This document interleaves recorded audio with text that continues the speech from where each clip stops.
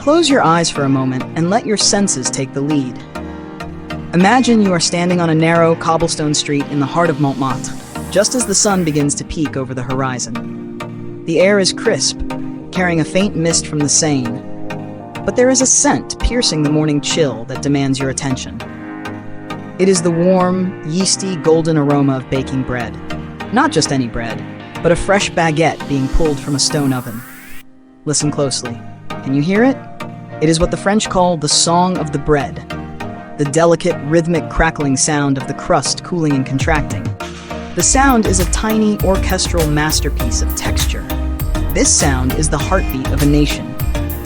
In France, food is not merely fuel. It is a sacred ritual, a conversation, and a love letter to the land. From the sharp tang of a blue cheese aged in a limestone cave to the velvet ruby swirls of a vintage Bordeaux, French cuisine is the living map of the nation's history and passion.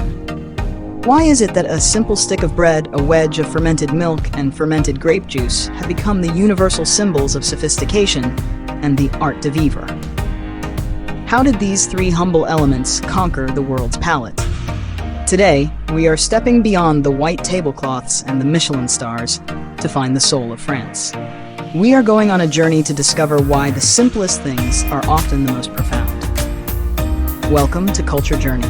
Today, we are embarking on a sensory pilgrimage to a land that has turned the act of eating into a high art form, France.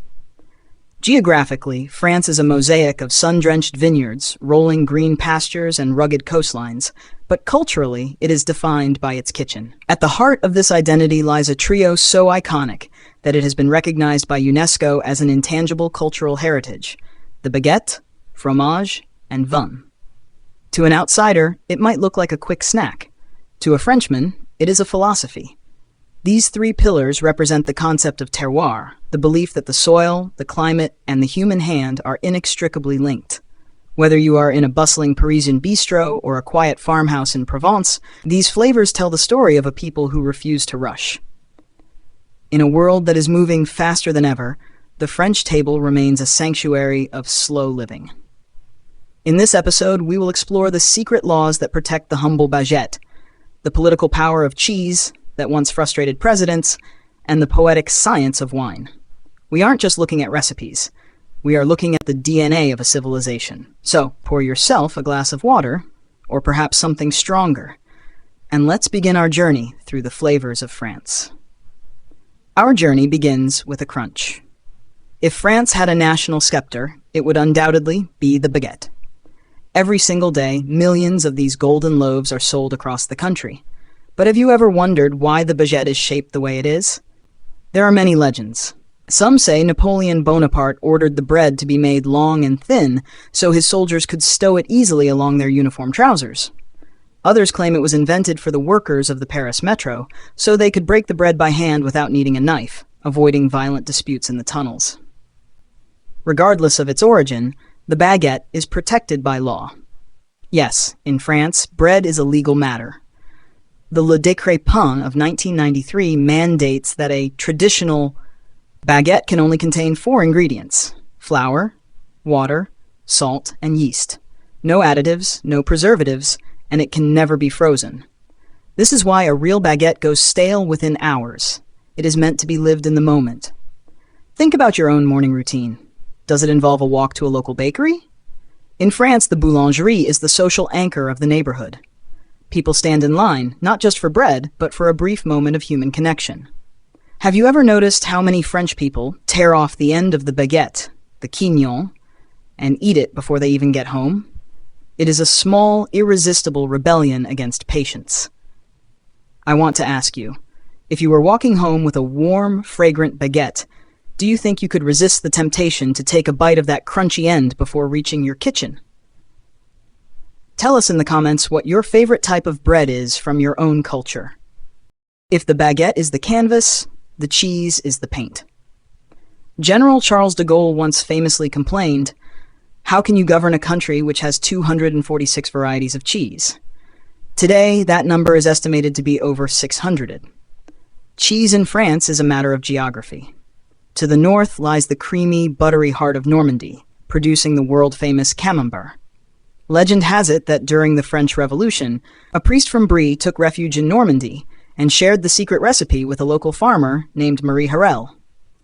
In the east, the rugged Jura Mountains give us Comté, a hard cheese aged for months or even years, tasting of toasted hazelnuts and summer meadows. Then there is Roquefort, the king of cheeses, aged in the natural damp caves of Combabou, where a specific mold creates those iconic blue veins. For the French, cheese is the penultimate course of a meal, never the main event, but the bridge between the savory and the sweet. There is an etiquette to it, a respect for the soul of the milk. You must never cut the point of a wedge, as that is considered the best part, and it must be shared fairly with everyone at the table. Did you know that some French cheeses are so pungent they were once banned from being carried on public transport? It's true. Some people find the smell overwhelming, while others find it heavenly. Where do you stand? Are you a fan of bold, stinky cheeses, or do you prefer something mild and creamy? Finally, we uncork the story of wine. In France, wine is more than a beverage. It is the country's liquid soul. It is the blood of the land. When you drink a French wine, you are drinking a specific year, a specific hillside, and a specific history. This is the essence of terroir. From the prestigious Chateau of Bordeaux, where Cabernet Sauvignon and Merlot reach their peak of elegance, to the rolling hills of Burgundy, where the Pinot Noir grape expresses a delicate, earthy complexity, wine is the ultimate storyteller. Even the bubbles in Champagne are a celebration of French ingenuity and the unique chalky soil of the region. But wine in France is also about democracy. You don't need a $1,000 bottle to enjoy the experience. It's about the vin de table, the table wine shared among friends during a long Sunday lunch.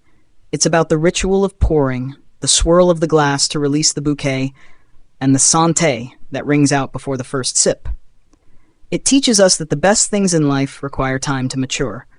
What is it about wine that seems to bring people together? Is it the history, the flavor, or simply the act of slowing down? If you could visit any wine region in the world, would you choose the sun-soaked vineyards of southern France or somewhere else? Let us know. When you bring these three together, the baguette, the cheese, and the wine, you aren't just eating. You are performing a symphony. The saltiness of a blue cheese is perfectly balanced by the sweetness of a Sauternes wine. The crunch of the baguette provides the necessary structure for a soft, melting brie. This combination is the ultimate fast food of France, but it is the polar opposite of modern fast food. It requires no cooking, yet it requires centuries of tradition to produce. It is portable, yet it demands you sit down and savor it. This paradox is what makes French food culture so fascinating. It is a constant balance between the rustic and the refined.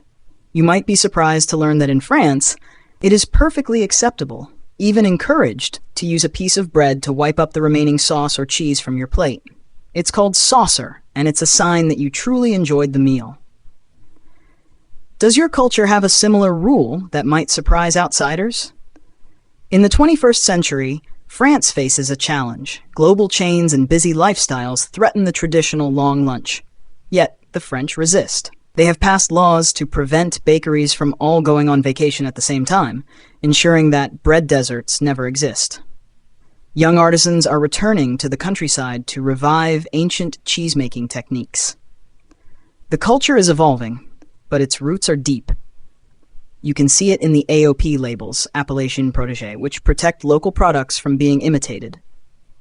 When you buy an AOP product, you are supporting a specific village, a specific breed of cow, or a specific vineyard.